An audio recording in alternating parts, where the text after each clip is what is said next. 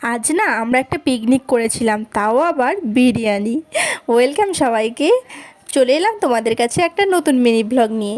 সকাল সকাল ঘুম থেকে উঠেই একটু স্কিন কেয়ার করে ফ্রেশ হয়ে ব্রাশ করে ব্রেকফাস্ট করে নিলাম।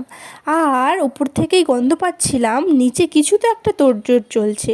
তাই জন্য ঝটপট করে রেডি হয়ে আমি নিচে গিয়ে দেখি বিরিয়ানি বানানোর প্রসেস চলছে। এই দেখো আমার বোন মাংসটা কত ভালোভাবে ম্যারিনেট করেছে, আর তার পাশে চাল ভেজানো আছে, আর ওইদিকে বিরিয়ানির আলু ফুটছে, আর ডিম সেদ্ধ হয়ে গেছে, সব রসুন আদা সব কেটে নিয়েছে। ওই যে সুদীপা ও হচ্ছে আজকে আমাদের রান্নি।